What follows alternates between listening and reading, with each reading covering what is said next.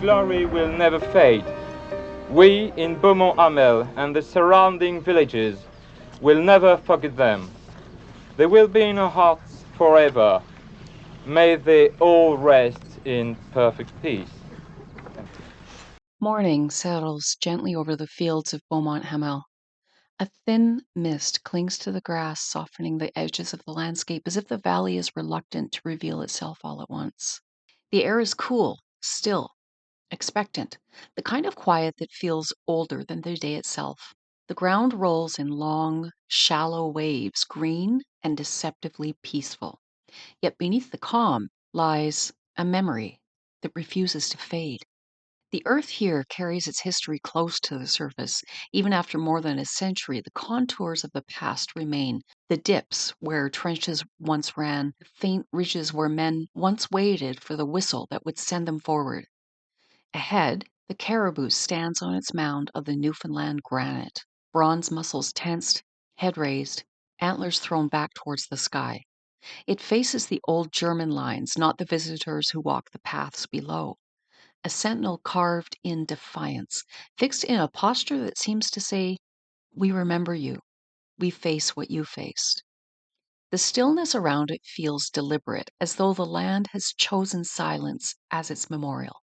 In 1916, two dominions stood on the eastern edge of North America. Canada, vast, confident, growing into its own identity, and Newfoundland, smaller, proud, fiercely independent. Neighbors, but not yet family, each with its own government, its own ambitions, its own sense of duty to the empire. In 1916, Newfoundland was a self governing dominion, effectively a small independent country within the British Empire. Both would be drawn into the same valley in northern France, but they would not walk into the same story.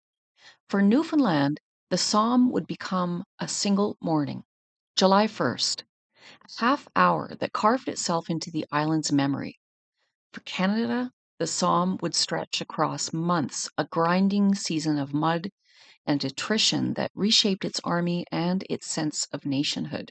Two paths, two destinies, one landscape. The Newfoundland story, though, begins with the Blue Puttees, the first 500 volunteers who stepped forward in 1914. The island had no standing army, no uniforms, no stockpiles of khaki clothing. So they improvised. Navy blue fabric was used for the puttees, the long wraps around the lower legs. A small detail, but one that set them apart, a flash of blue in a world of brown and gray.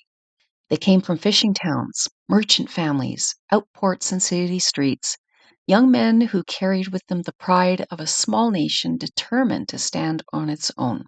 It is said that between 1915 and 1918, most hockey players in the Dominion of Newfoundland were driven by their patriotic duty to exchange the stick and puck for a Ross rifle and a bayonet.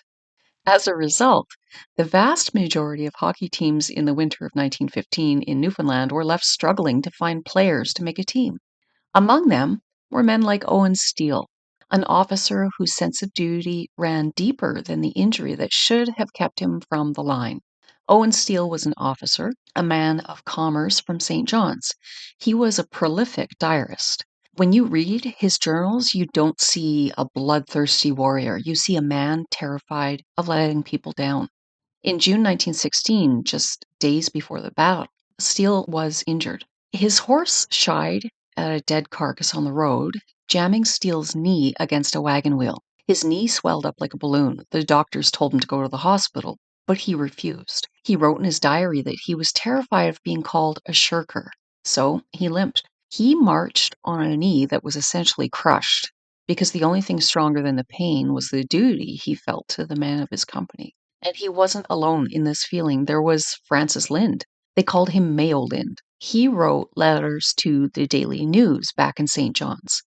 He had this infectious, almost naive bravado. In his very last correspondence, written just before they went up the line, Mayo Lind wrote, quote, "Tell everybody that they may feel proud of the Newfoundland Regiment. We will make you all proud of us someday." End quote. Hubert Miles served with the Royal Newfoundland Regiment, one of the young men who carried the island's grit, quiet humor overseas during the First World War. Decades later, in 1986, he returned to Beaumont Hamel as part of a CBC Newfoundland pilgrimage marking the 70th anniversary of the battle. During that visit, he was asked to read the Act of Remembrance, a moment that spoke to the respect he'd earned among his fellow veterans. In this particular interview, recorded on that same trip, Hubert Miles reflects on his service with the steady, understated wit that so many Newfoundlanders were known for. Well, I was fishing up the Labrador when the war broke out in 1914. Well, I was 15 years of age then, and when I became 17 years of age, I enlisted and went over. Mother and father wasn't very well pleased about it. They didn't want me to go. Mother didn't want me to go. Father didn't want me to go. See, but he said, well, what's the use? The other boys was going, you just well on going too. The Newfoundland Regiment was stationed at a place called Beaumont Hamel. Beaumont Hamel wasn't just a village, it was a fortress. The Germans had been there for 20 months. They had dug deep into the chalk. They had excavated dugouts 30 feet underground, complete with electricity and bunk beds.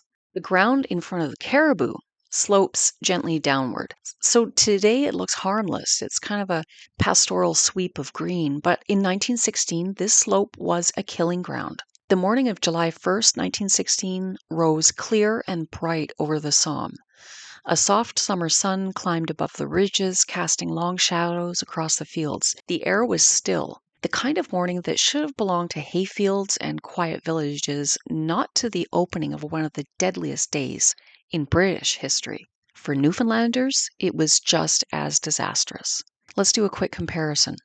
The first day of the Battle of the Somme was a catastrophe for the British Army. Nearly 60,000 British soldiers became casualties on July 1st alone, the worst single day in the history of the British military. Entire battalions were cut down in minutes as they advanced into unbroken wire and machine gun fire. For Britain, it was a national trauma felt in every city, town, and industrial village across the country. But for Newfoundland, a country of barely 240,000 people in 1916, the impact was even more concentrated and personal. In a population so small, almost every community lost sons, brothers, neighbors. The scale of loss relative to the size of the country was shattering. Where Britain mourned a national disaster, Newfoundland mourned a generational one. July 1st became a day of remembrance, not because of symbolism, but because the country had been changed forever in a single morning. Lance Corporal John Cater was one of the Newfoundlanders who survived the advance at Beaumont Hamel. A steady, soft-spoken man, he carried the memory of that morning for the rest of his life. In 1986, he sat down with CBC Newfoundland to share why, as citizens of an independent nation, they felt compelled to join. Well, the government of Newfoundland issued a proclamation asking all people who were qualified and of the appropriate age to enlist. The country needed them. Newfoundland was Britain's oldest colony. We were loyal in our support to the Great Britain, to the Empire, and as a Newfoundlander, I guess we all felt that we should get involved. If you were to stand on the grounds of Beaumont Hamel today, it would be hard to reconcile the calm with what happened there. But the slaughter that followed was not a mystery. It was the result of decisions, assumptions, and a profound misunderstanding of the battlefield the men were about to cross. To understand what happened at Beaumont Hamel, the story must widen for a moment. The tragedy of the Newfoundland Regiment did not unfold in isolation. It was shaped by the decisions made far behind the lines, by assumptions that proved fatally wrong, and by a plan that collapsed before the Newfoundlanders ever stepped forward.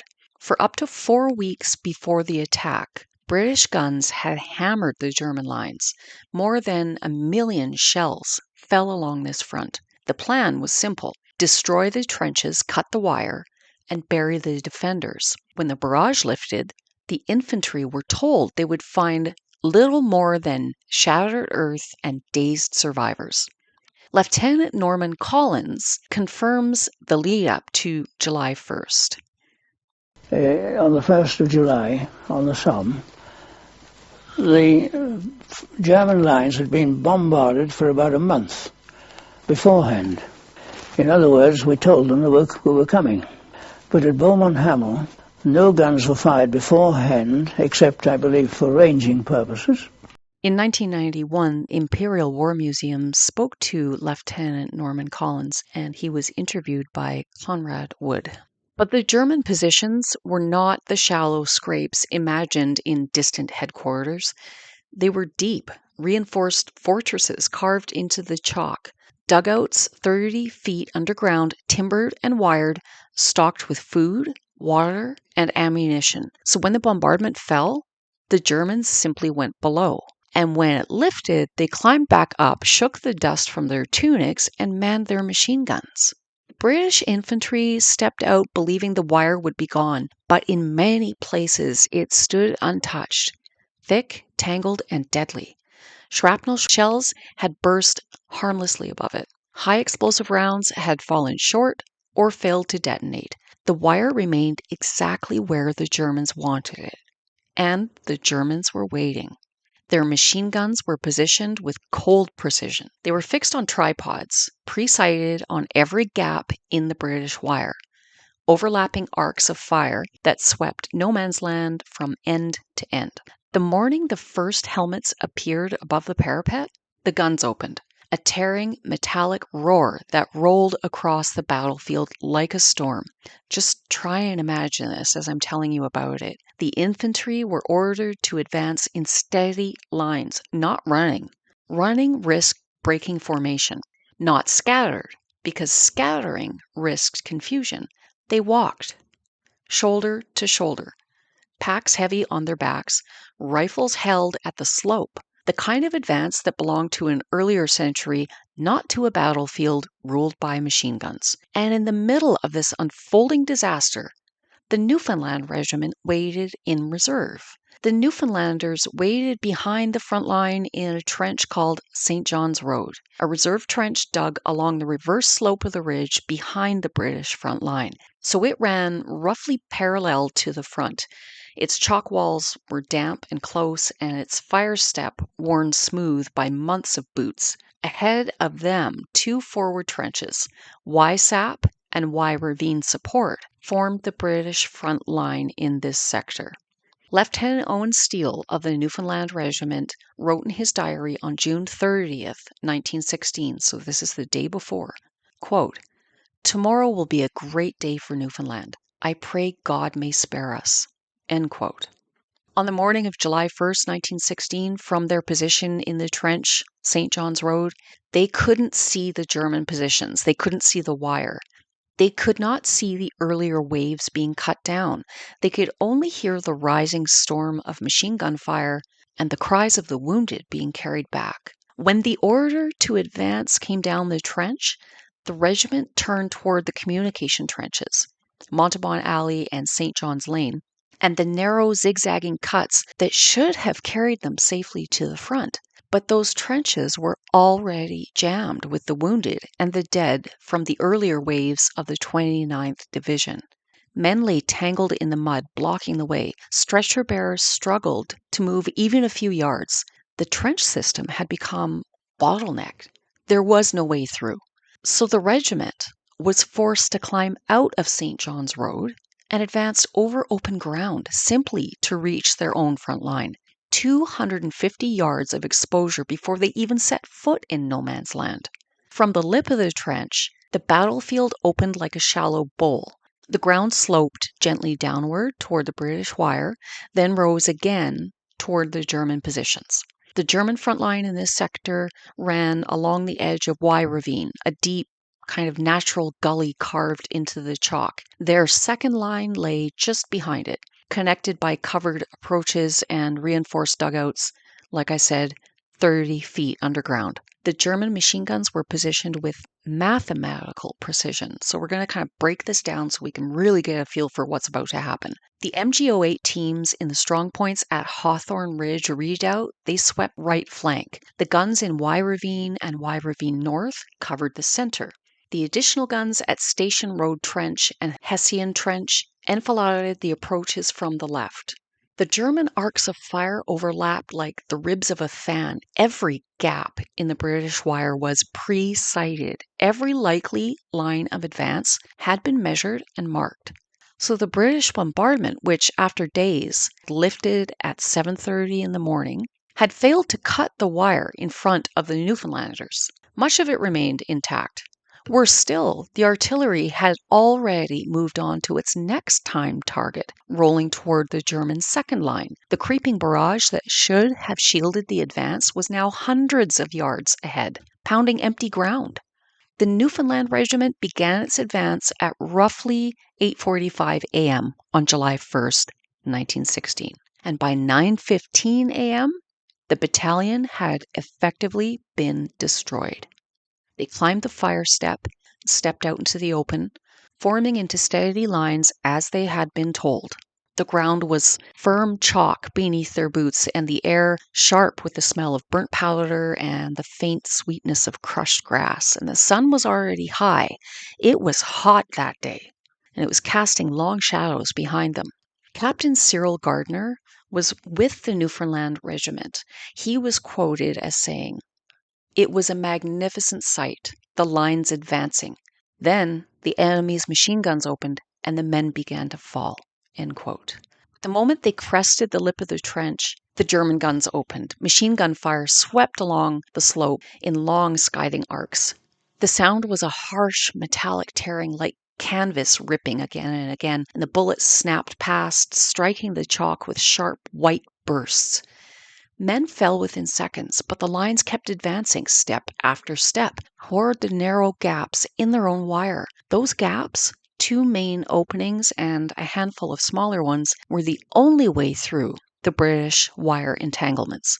And the Germans knew them well, so their guns are already trained on those points. So as the Newfoundland Regiment funneled towards the openings, the fire intensified. The air would have filled with the hiss of bullets, the thud of rounds striking men, the low, continuous roar of machine gun belts feeding through their mechanisms. Private Albert Parsons of Newfoundland Regiment was quoted as saying, "We were walking into a wall of lead." Private George Chafe of the Newfoundland Regiment was quoted as saying, "Men were mowed down in heaps. It was as if the whole front burst into flames." British NCO Frank Rain was there, survived, and spoke with Peter Hart for the Imperial War Museum in 1987. But we were told that a whole heap of rubbish. We were told that there was going to be this bombardment that would knock hell out of the Germans, and all we had to do was get up and walk across. And we only had to walk. On no account had we to stop for anything. Just walk straight through to Berlin. And there wasn't one of us in our battalion that ever got to the German lines, because we hadn't any prisoners taken. None of our fellows became prisoners. Everybody, you see what happened to the jokers, they never learned. The Germans had these deep dugouts, they were as safe as the bank. They were 30 feet down. And then what had become known as the danger tree came into view. It wasn't much of a tree even then. It was just kind of a blasted, gnarled trunk standing alone in no man's land. The Newfoundlanders used it instinctively as a point of orientation, kind of like a waypoint, a way to keep their lines straight as they moved forward across the open ground. The advancing lines drifted toward it instinctively, seeking direction in the chaos. But the Germans had anticipated that too. Multiple machine gun teams had zeroed in on the ground around the tree, their arcs of fire overlapping perfectly, so the area around the danger tree was a killing zone, a place where the geometry of the battlefield converged with devastating effect. From the German perspective, a German machine gunner in a post-war interview recalled, "We could see them coming. They were very brave. They came on and on." End quote. The attack itself lasted minutes, 20, perhaps 30, long enough for the lines to move forward, long enough for them to be cut down. The artillery that should have protected them was already far ahead. The wire that should have been cut remained intact, and the machine guns that should have been silenced were untouched. When it was over, the regiment was decimated. The battlefield fell silent that night, except for the cries of the wounded lying in the mud between the lines. The survivors, the few who had not been killed or cut down in the attempt, waited in the shattered remains of St. John's Road Trench, not yet knowing the scale of what had happened. Stretcher bearer Stanley Parker Bird served with the 16th Sanitary Section Royal Army Medical Corps and spoke with Peter Hart for the Imperial War Museums in 1984. I happened to be sent to the part of our line where the Newfoundland Regiment were in action, and I found that they had suffered severe casualties. My first impression, which will remain with me forever, was of a lad who was no older than I was myself, who had evidently been shot through the stomach getting out of the trench, and had obviously died there in agony. The dead, of course, had to be left for the time being whilst we rescued those who were wounded. I first of all had another Newfoundlander who had been shot through the arm and the leg. I bandaged him with the first aid bandages, and which every soldier had in his tunic pocket, a first aid dressing. Then with another colleague we carried him on a stretcher back to the dressing station, field dressing station at Auchanvillers. So here I just want to add a little side note about the commander of the 1st Battalion of the Royal Newfoundland Regiment. His name was Lieutenant Colonel Arthur Hatto, and he was appointed commander of 1st Battalion on 6 December 1915, while the Newfoundland Regiment was serving in Gallipoli. He led the battalion to France, and apparently he was despised by the men of the 1st Battalion of the Royal Newfoundland Regiment. According to the unpublished memoirs of Private Howard Morey, his service number 726, his book entitled My Service in the Great World War 1914 to 17, the men of the Newfoundland Regiment sang a very unflattering song about Hatto. He was leading the battalion when it was completely wiped out at the Somme at Beaumont Hamel in 1916. Of the 22 officers, he was not among them that were ordered to advance. All 22 officers became casualties, all within 20 minutes of going over the top. He was quoted later on as saying, "I have never seen nor wish to see again such a sight." End quote. And then came the morning of July 2nd. At dawn, the remnants of the regiment gathered for roll call. Officers called out the names one by one, their voices carrying over the wreckage of the previous day. Most names were met with silence. Some were answered by a single man stepping forward to say that his entire section was gone. Others were marked simply as missing, though everyone knew what that meant on the Somme. Of the 801 men of the Newfoundland Regiment who had gone into action, only 68 answered the roll. Captain A.R. Rowley, Adjutant, Newfoundland Regiment, was recorded as saying, "It was a heartbreaking sight. So few answered their names." It was an accounting of absence, a reckoning with the cost of decisions made far behind the lines, and with the courage of men who had walked forward into a storm they had no chance of surviving. The numbers are stark, but the silence that follows them is even starker. A silence that still lingers in this valley, in the dips and the hollows where the trenches once ran, in the shadow of the caribou that stands watch over the ground where so many fell.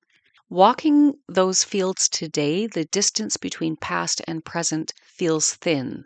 The grass has grown back and the earth is healed, but the memory remains. not as a story told from afar, but as something held in the land itself. A quiet that speaks of courage, loss, and the weight of a nation's grief. And this is really only the beginning of the story. I want to look now at the mechanics of such a disaster. So the fate of the Newfoundland Regiment was not sealed on the battlefield alone. It was shaped by the decisions made far from the front, by misplaced confidence that proved deadly, and by a battle plan already in ruins before the men ever left their trenches. At the center of those decisions stood General Douglas Haig.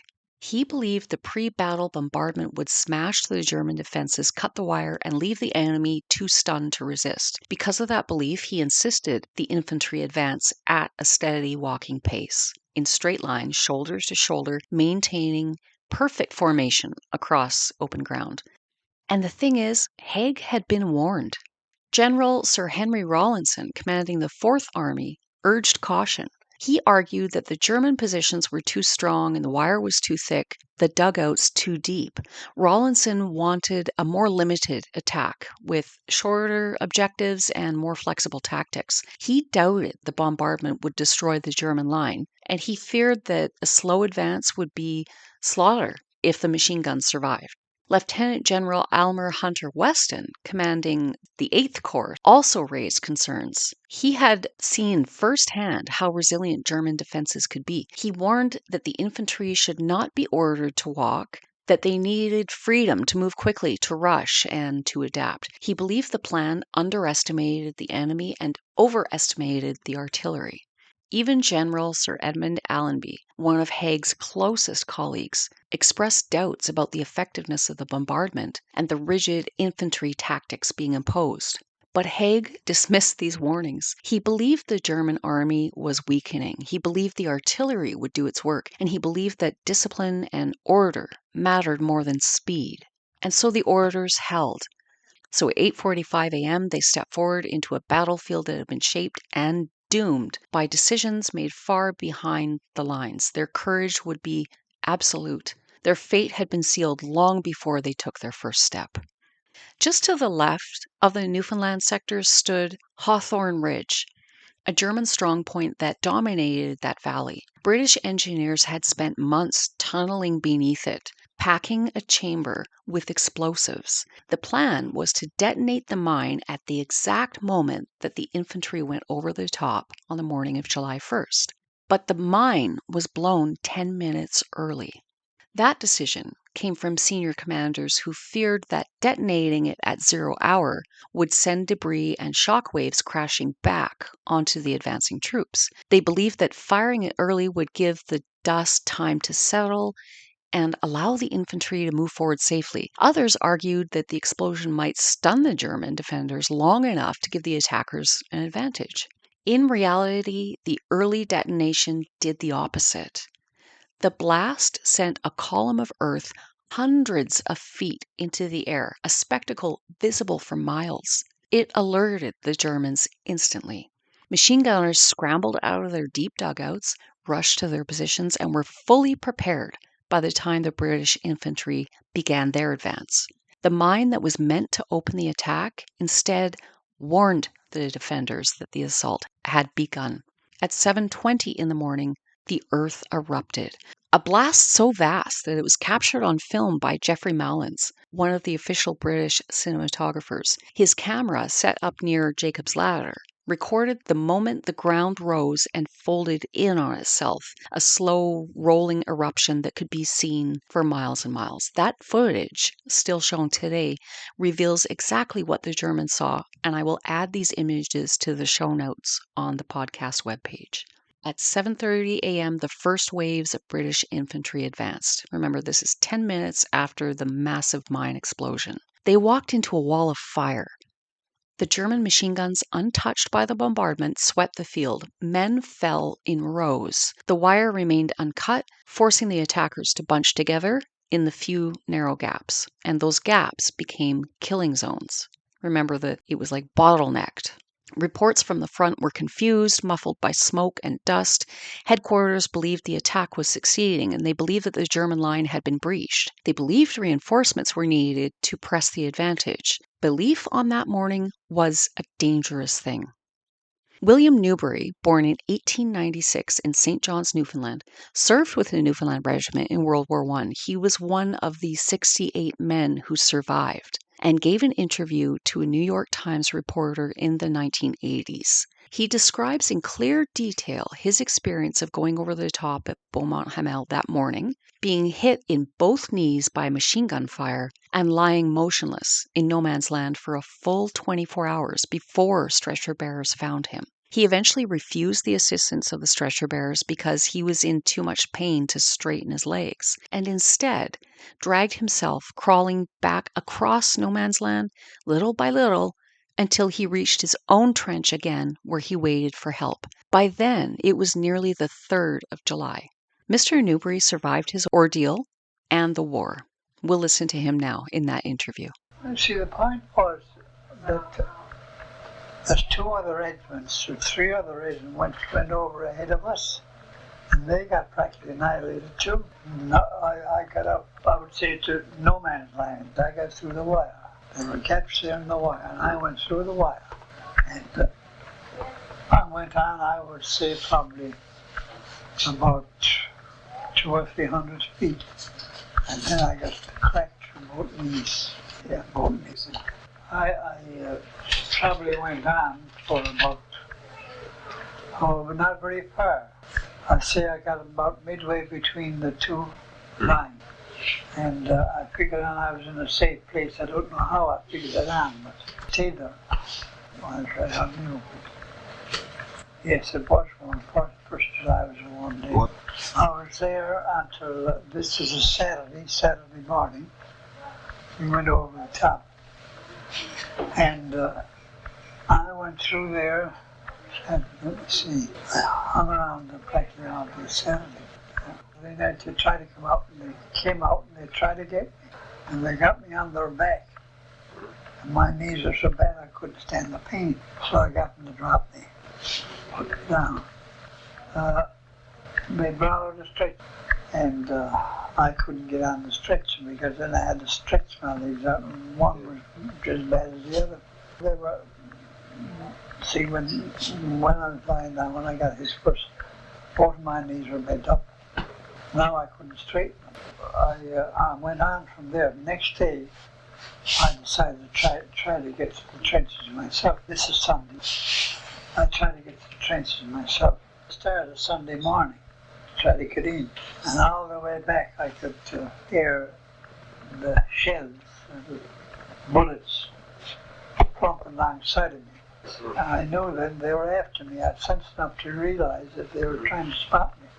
And I'd probably keep quiet for 10, 15 or 20 minutes to give them the idea I had been hit, and I'd go on again. By nightfall, the valley was quiet again. The guns had moved on to other sectors. The smoke drifted away, but the men of the Newfoundland Regiment lay where they had fallen, on the slope, near the wire, and around the danger tree. The next morning, when the roll was called, only 68 men of 801 answered. The silence that followed that number has never fully lifted from that place.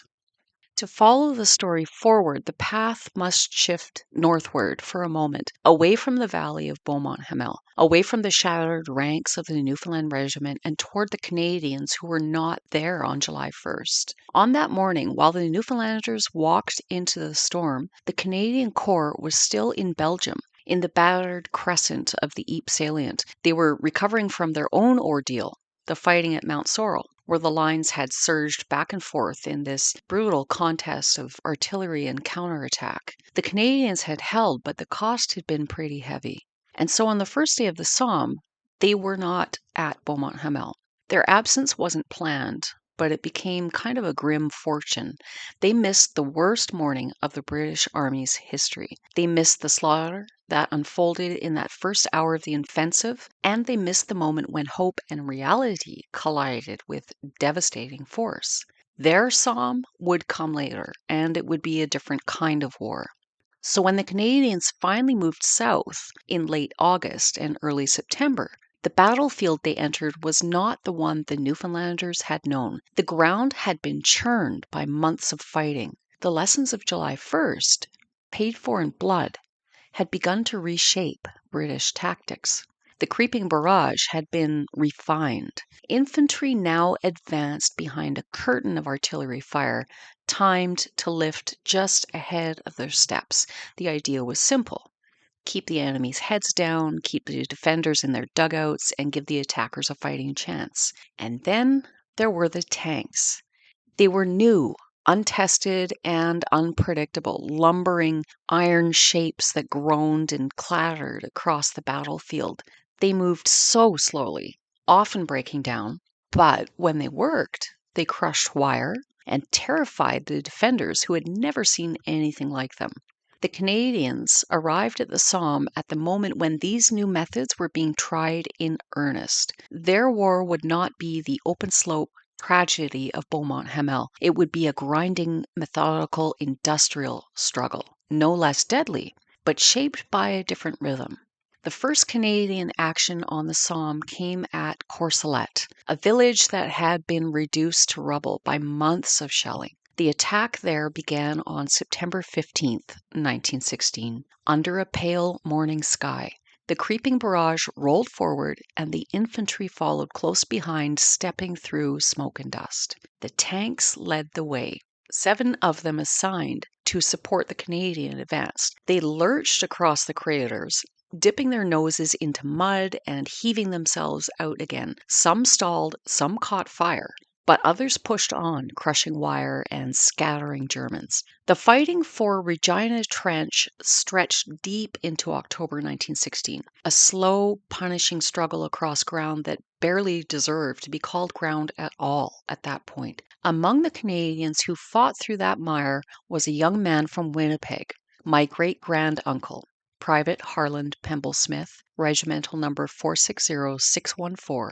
He was a clerk from 749 Warsaw Avenue, the home that my grandmother was raised in Fort Rouge. He had been born in Headingley in 1896, the son of my great-great-grandparents, Thomas and Lena Smith, and he was my great-grandma's little brother.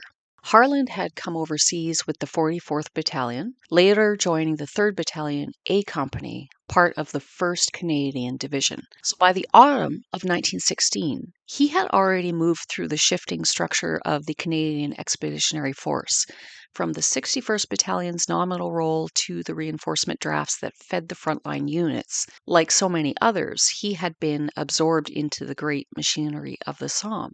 On October 8th, 1916, as the Canadians pressed toward the German line under sleet and smoke, Harland was hit. The wound was to his leg, severe enough that it would never fully heal, and severe enough that it would follow him for the rest of his life. He survived that day, he survived the battle, and survived the war, but the Somme stayed with him. The wound altered the way he walked, the way he worked, and the way he lived.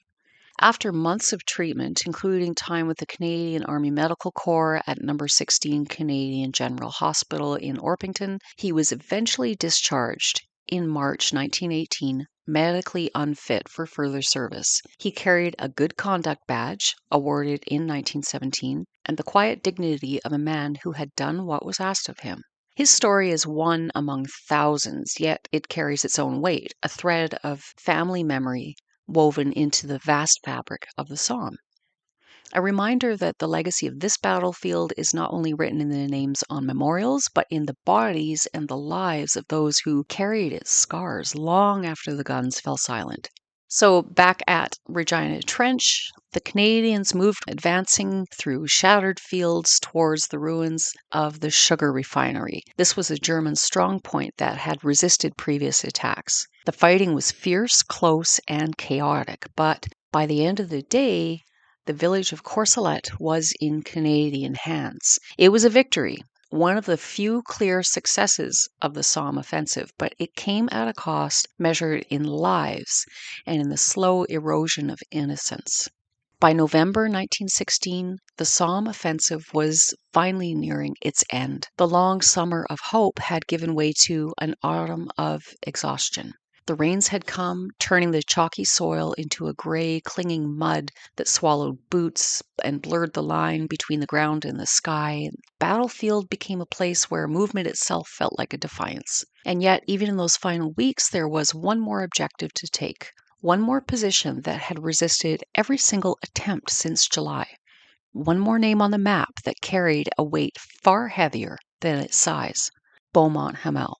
The village still lay in German hands. The Wye ravine, the deep natural gully that had sheltered the defenders on July 1st, remained a fortress. The ground where the Newfoundlanders had fallen still under enemy fire. No one had been able to reach it. No one had been able to bury the dead. The valley waited, unchanged, holding its silence. On November 13th, the task of taking Beaumont Hamel fell to the 51st Highland Division, the Scots. They were seasoned, battle-worn, and determined. They had studied the ground carefully, and they had learned from the failures of July.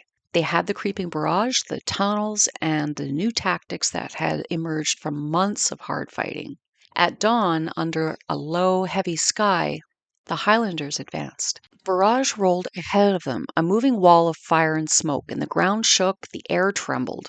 And behind that curtain, the Scots moved with a grim, steady purpose. They crossed the same fields that the Newfoundlanders had crossed, but under a different sky, with a different rhythm, and with the weight of 5 months of lessons behind them. They reached the German line. They entered Wye Ravine, and they fought through the dugouts that had once sheltered the machine gunners who swept that slope in July. And by midday, the position was theirs. Beaumont Hamel had fallen at last. When the fighting eased and the smoke began to lift, the Highlanders looked out across the ground they had taken. The slope was stretched before them, the same slope the Newfoundlanders had climbed in the summer sun. But now it was November, and the grass was thin, the earth scarred, and the air cold. And there, scattered across the field, lay the bodies of the men who had fallen on July 1st. They had been there for 5 months, exposed to the sun, the rain, the wind, their uniforms bleached by weather, their forms shrunken by time. But their positions were unmistakable. They lay in lines, the officers in front, the men behind. The formations still visible, even in death, a silent echo of the advance that had lasted only minutes. The Highlanders paused. Even in a war that had stripped away so much, this sight held them still. There is a particular kind of quiet that settles over a battlefield after a long struggle, a quiet that feels both heavy and fragile. The Highlanders moved through that quiet as they began the task that had been impossible since July, burying the dead. Lieutenant Norman Williams Collins was interviewed by Imperial War Museums in 1991 by Conrad Wood. Lieutenant Collins was serving with the 8th Service Battalion Seaforth Highlanders at that time. After the battle, I was made burial officer. The Newfoundland Regiment, all volunteers, had come to France and taken part in the Battle of the Somme on the 1st of July, which, as everybody knows, was a complete failure. The Newfoundlanders had been chosen to attack Beaumont Hamel, which was a fortress with this deep ravine and the deep dugouts. And the Newfoundland Regiment, I think, were decimated. They lost 80% of their battalion.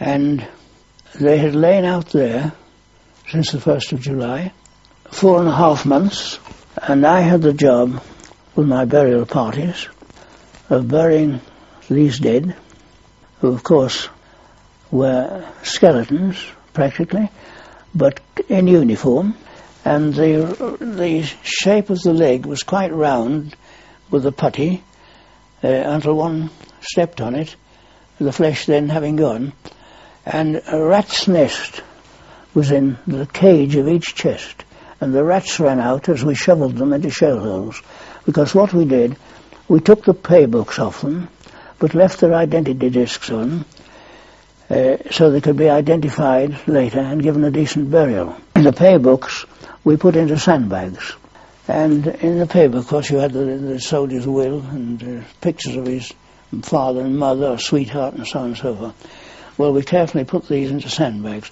and shoveled the corpses into shell holes and covered them up as well as we could, and we tried where we could to get a bit of wood and just make some mark on it to identify the place, but the shell holes were overlapping, so they would have to dig the lot up to give them a decent burial. In any case, the Newfoundlanders had suffered there probably more than any other regiment. Some men of the Newfoundland Regiment were laid to rest in mass graves within Y Ravine, which is now a cemetery.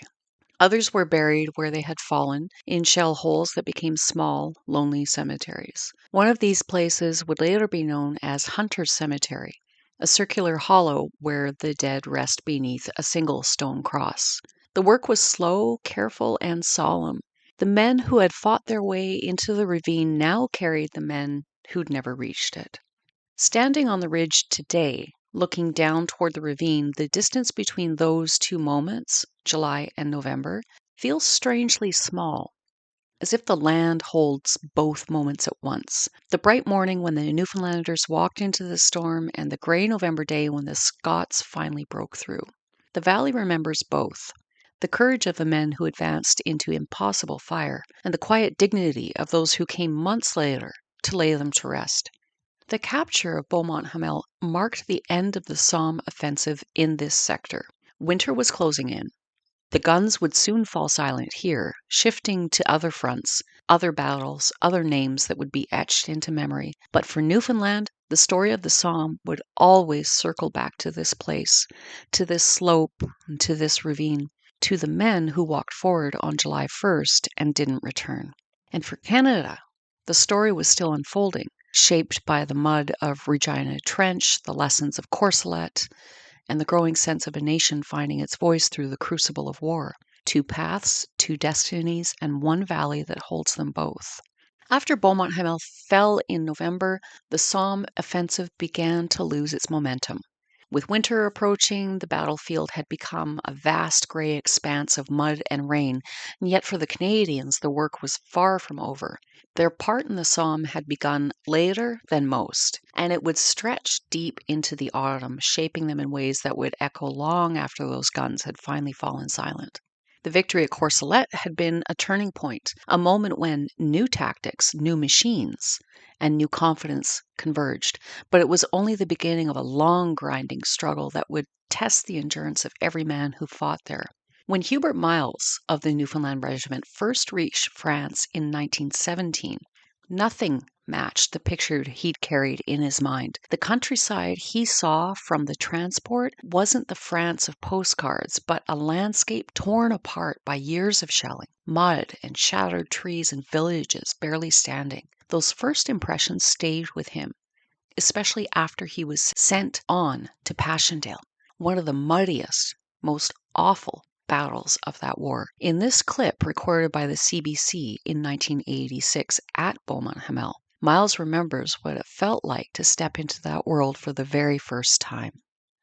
Everything was broke up in such a state, and you're under shell fire. Oh my God, you don't know what it is, what like by. Sometimes it'd be like this. There'll be days you wouldn't do nothing. There'll be only scattered gunfire all day long, see? Next thing probably you know, when you'd have to go to get an advance or get out of your trench and get back from where you were. The Germans would take you, drive you back so far. Next day you'd drive them back again. Oh boy, it's serious. You know, just like killing cattle. Try to kill all you can, get all you can, that's what's all. Eh? Fierce, boy, it was fierce in the trenches. Just unbelievable. You young people could hardly realize if we tell you, you could hardly believe it. Even myself, if somebody would tell me that I wasn't there, if I wasn't over to tell me, I'd hardly believe him. Because, you see, the horrors of war was worse than war. You imagine staying in those trenches 10 and 15 days when you get there downpouring rain, something like that. You see your soil is there. Well, that stuff would be about up to this, and that would be just like pug, you know. You'd have an awful job to get through it, see. And then you'd have lots of rats. Oh, the rats was millions, my son. So let's circle back now again to Regina Trench. This was marked by one of the most stubborn German positions on the Somme. This trench ran along a ridge north of Courcelette, protected by deep dugouts, thick wire, and fields of mud. The Princess Patricia's Canadian Light Infantry, the PPCLI, fought here alongside the other divisions of the Canadian Corps. By the time they'd reached the Somme in the autumn of 1916, they were already seasoned from Ypres and Mount Sorel, but nothing prepared them for this battle of mud, shattered timber, and collapsing trenches. They moved through the landscape without shape, spending nights in waterlogged shell holes, waiting for the next barrage, listening for the scrape of boots in the dark. The fighting was close. Grenades tossed across gaps no wider than a doorway. Bayonets used in the blackness where a flare might reveal friend or foe for only a heartbeat. It was a war stripped of any illusion of glory. Every advance brought a counterattack. German troops surged out of deep dugouts the moment the barrage lifted, forcing the Patricias to dig in fast and hold by sheer determination. The ridge changed hands more than once. The mud swallowed the fallen, and the Canadians attacked Regina Trench again and again. The 1st Division tried. The 2nd Division tried. Each assault pushed the line a little farther forward, but the trench remained in German hands. The weather got worse, the ground got heavier, and the men got more and more exhausted, and yet something was changing. The Canadians were no longer the inexperienced volunteers who had arrived in France in 1915. They had become a professional fighting force, disciplined, coordinated, and increasingly confident in their own abilities. Their commanders had learned to trust them. Their tactics had become sharper, and their sense of themselves as Canadians, not just colonial troops, had begun to solidify. So by early November, the long struggle for Regina Trench had reached its final act. The newly arrived 4th Canadian Division moved into position under a sky heavy with sleet, the cold settling into the churned mud that had swallowed so many earlier attempts. The men knew this ground well, too well. They had been fighting toward this ridge since the beginning of October, each assault gaining a little, then stalling under the weight of wire, mud, and unbroken machine gun fire. One of those earlier attacks had come on the 8th of October in 1916, the day that my grandma's little brother, Harlan Pemblesmith, was struck down with a leg wound that would never fully heal. He was one of so many who fell in the mud that day, part of that long grinding price paid for every yard of ground on this ridge. Now, in November, the Canadians tried again. The barrage fell with a precision that had been hard won over months of bitter experience. The infantry advanced behind it, moving through the smoke and the sleet and the cold air filled with the dull thud of shells, walking forward in measured steps. This time, the wire was cut, and this time the dugouts were shattered. This time, the German line wavered and then broke. Regina Trench was taken at last. It had taken weeks of effort, thousands of casualties, and a determination that bordered on the impossible, but the ridge was theirs. The victory was not triumphant. It was weary, hard-won, and overshadowed by the cost. The men lost in the mud, the wounded carried back through the sleet, the ones like Harlan Smith, whose lives would be shaped forever by what happened there. Yet, the capture of Regina Trench marked another step in the transformation of the Canadian Corps, a transformation that would define the battles still to come. As the Canadians fought through the autumn into the early winter, the contrast between their experience and that of the Newfoundlanders grew sharper. Newfoundland's story on the Somme was a single morning, a moment of courage and catastrophe that left a wound in the island's memory. Canada's story was a season, a long, grinding struggle that forged an army and reshaped a nation's identity. Both stories were born in the same valley, and both were shaped by the same chalky soil, the same gray skies, and the same relentless guns, but they diverged in ways that would echo through decades that followed. By late November, the Somme offensive itself was drawing to a close. The guns were quieting in this sector, the mud was freezing, and the battlefield was settling into the uneasy stillness of winter. The Canadians had taken Courcelette, Regina Trench, and they had endured the worst of the weather that the ground could offer. And they had emerged, not unscathed, but transformed. The men who marched away from the Somme were not the same men who arrived. They carried the weight of the autumn battles in their bodies, in wounds that healed poorly, in lungs scarred by gas and cold, in memories that would surface in quiet moments for the rest of their lives. So the Somme had not broken Canada. It had hardened it. It had taught the Corps how to fight, how to adapt, and how to endure. It had forged the army that would take Vimy Ridge, that would lead the 100 Days Offensive, that would help bring the war to its end. But the cost of that forging was written in the mud, in the graves, and in the lives forever altered by wounds. The Somme had become a place where nations were tested, where identities shift, and where the cost of war was written into the bodies and the futures of those who survived. The Somme left its mark not only on the dead, but on the living who bore its weight for the rest of their days. In the years after the war, as Europe began the slow process of rebuilding, Newfoundland made a decision unlike any other dominion. In 1921, Newfoundland purchased the ground at Beaumont Hamel, not to farm it, not to develop it, but to preserve it exactly as it had been left. The land would become the Beaumont Hamel Newfoundland Memorial, now recognized as the Beaumont Hamel National Historic Site of Canada. It is one of the few places on the Western Front where the battlefield remains largely untouched. The preserved trenches, the shell craters, the saps and tunnels, even the German strongpoints still embedded in the earth, all of it kept as it was on the morning of July 1st, 1916. At its center stands the bronze caribou on its granite cairn, facing the German lines, watching over the ground where the regiment advanced and fell. A landscape of memory, held in trust, so that the story would never fade. Walking the paths today, the preserved trenches curve through the grass like lines of an old scar. The danger tree stands as a concrete replica of the original, pale, skeletal reminder of the place where so many fell. At the heart of the memorial stands the caribou, the emblem of the Royal Newfoundland Regiment, cast in bronze, poised on its mound of granite. It looks out across the valley towards the German lines. Its posture is proud, defiant, unbowed. From its vantage point, the slope stretches downward in that long, gentle arc. Today, it's green and soft, but the memory of July 1st lingers in its contours. The distance between the reserve trench and the front line is still visible. The shape of the land has not changed. The memorial plaque at the site reads, Beaumont Hamel symbolizes the service and sacrifice of Newfoundlanders during the First World War. This park pays special tribute to the role of the Newfoundland Regiment in the Battle of the Somme and the heavy losses it suffered. Park also stands as a memorial to those Newfoundlanders who fell in battle and who have no known grave. The Newfoundland Regiment participated in the Great Somme Offensive where, on July 1st, 1916, strategic and tactical miscalculations led to a terrible slaughter. Despite its horrific casualties, the regiment fought until 1918. For its valor, it won the right to add the word Royal to its name, the only such honor bestowed during the Great War.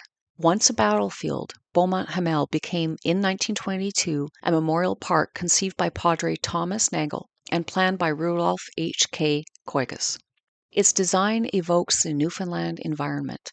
Overlooking the battlefield stands a bronze caribou resting on a granite base surrounded by plants native to the island.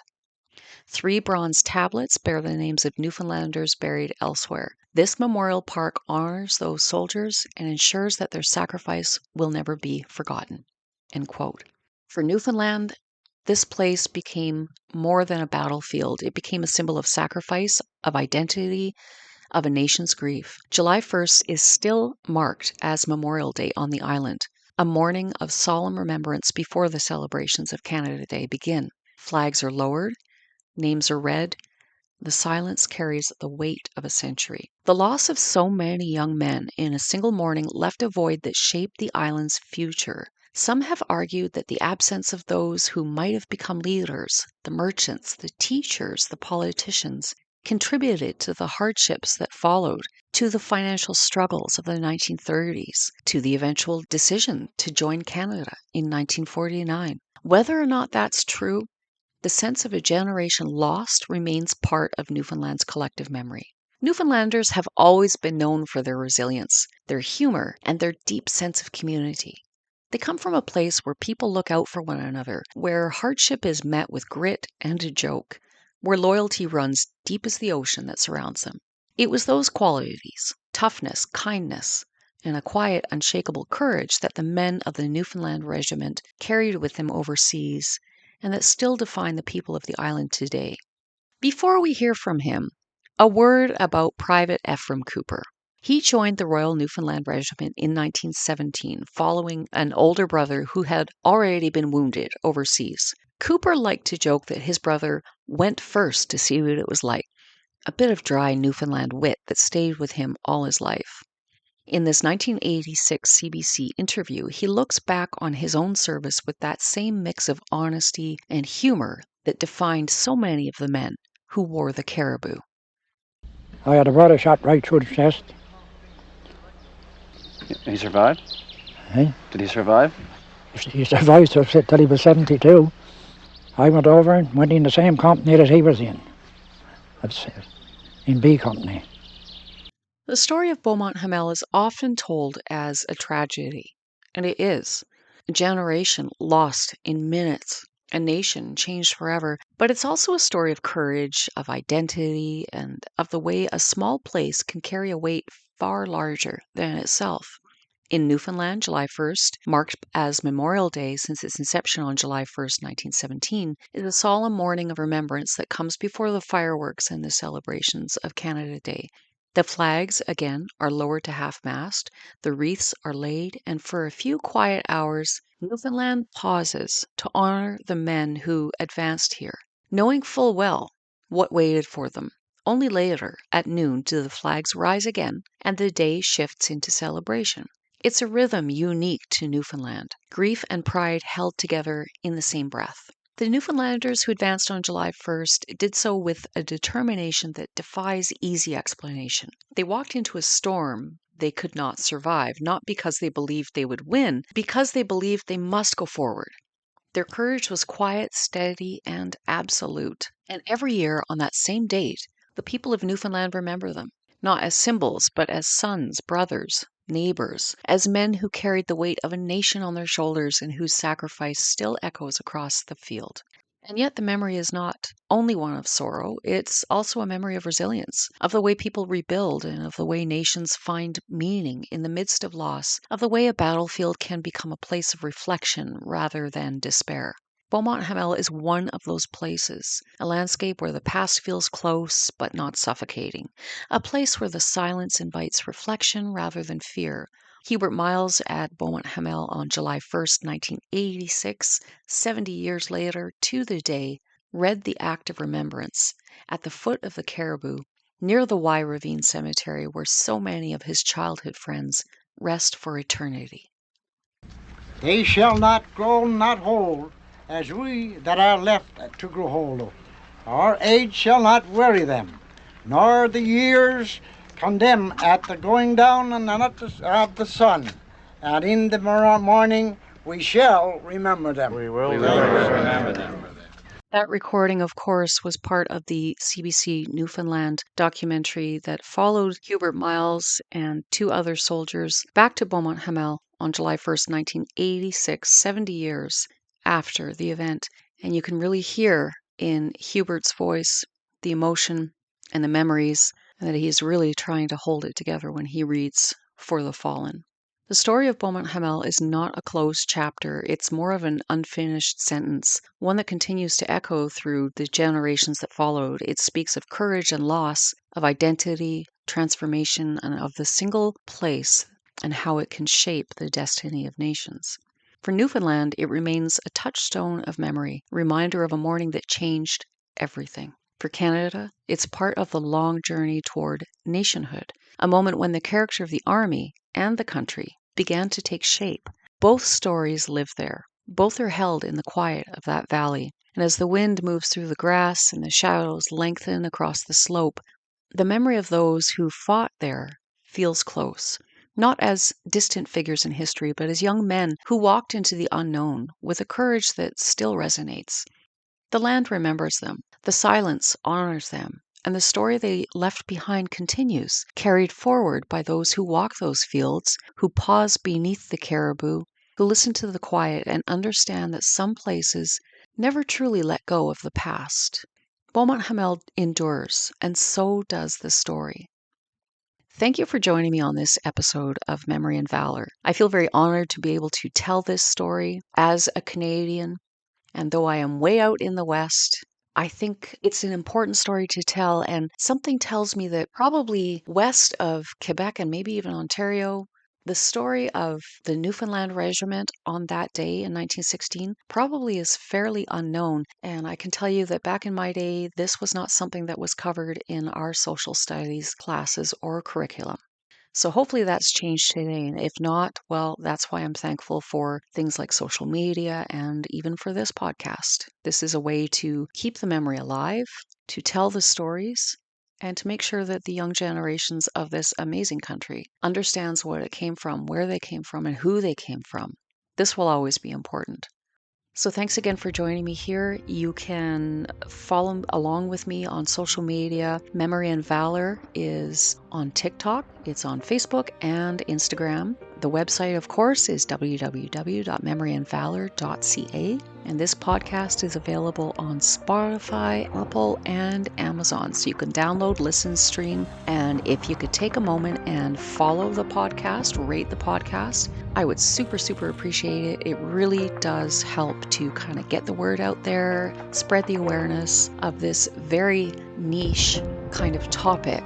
Canadians in World War I, I feel, is not discussed often enough, and we don't want to be forgotten in all of this.